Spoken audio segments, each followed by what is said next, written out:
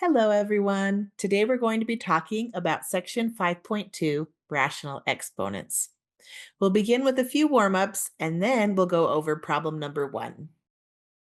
When I'm thinking about x cubed squared, notice this is the power rule. Power to a power, powerful. So you'll multiply 3 times 2. Why is that? Because I have x cubed times x cubed. When I have x cubed times x cubed and I see two bases, I add the exponents. 3 plus 3, 6. When I see one base, I multiply the exponents. 3 times 2, 6. In the end, you get x to the 6th power. Let's try it here. 3 squared and then cubed. Now that we have a base other than x, we can go ahead and evaluate the number. What is 3 squared? 3 squared is 9. So now I have 9 cubed. And then you can use the button on your calculator, or if you know 9 cubed, that's awesome. Remember on your calculator, you have a little button that looks like a caret, or you have a little button that says x to the y. So you can punch in 9, then x to the y, and then cubed. When you do that, you get 729. So 3 to the 6th power, or 9 cubed, is 729. Try that on your calculator. Try 3 to the 6th power and see that you get 729. What about this number 3? 3 to the 1/2 squared.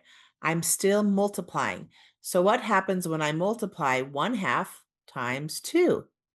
If you think about it, 2 times 1 is 2, and the denominator is 2. 2 over 2 is 1. So this is where we want to use that trick. Divide first. Anywhere you can, divide first. When I saw this, I should think, boom, divide those 2's. 2 divided by 2 is 1. Divide first where you can. So what's our answer here? Just 3. The 1/2 and the squared divide to 1. Or if you're thinking like a square root squared, that undoes each other, and you're left with the base of 3. What is a rational exponent? It's a fractional power represented by a to the m over n, where m is the exponent and n is the root. Let's try to evaluate these on problem number 1. What is 32 to the 1/5 power?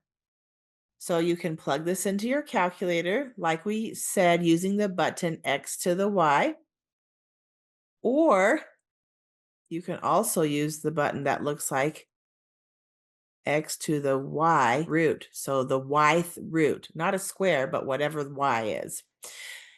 So this is the same as 32 to the 1/5 power.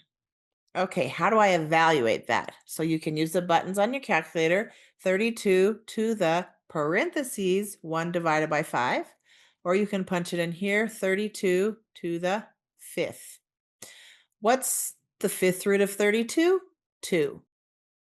What about 64 to the 1/2 power?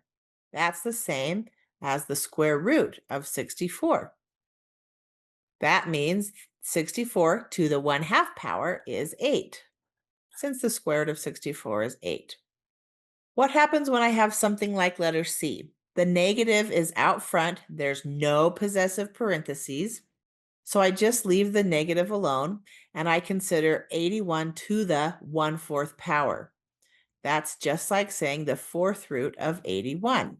I can use my button or this button. What times what times what times what gives me 81.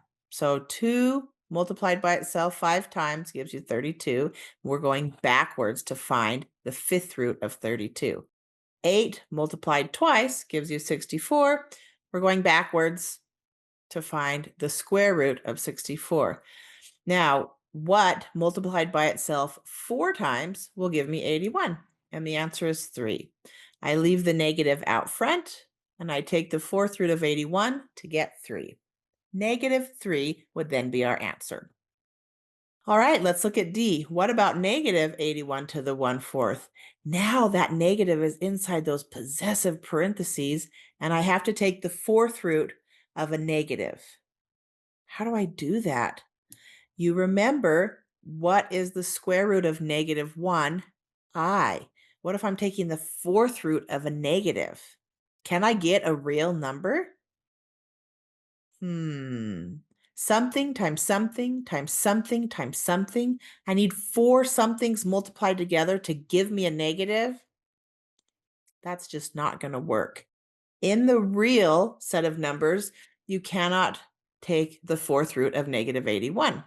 So the fourth root of 81, and then the fourth root of negative 1. This is not in the real set of numbers. So when I'm trying to evaluate the fourth root of negative 81,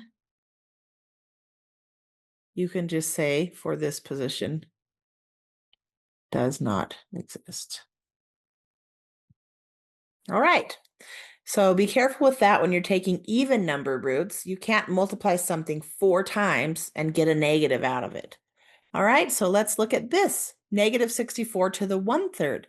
If you're taking an odd number of roots, a negative times a negative times a negative will still be negative.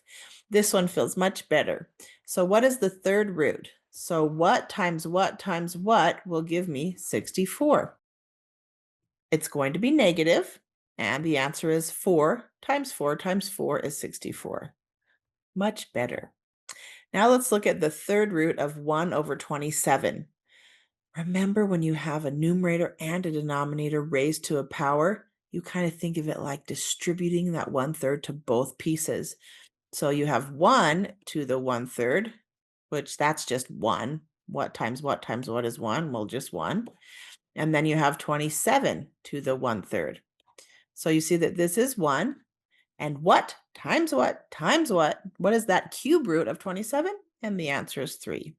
So for letter F, the answer is 1/3. Thank you. I hope that helped clarify some things.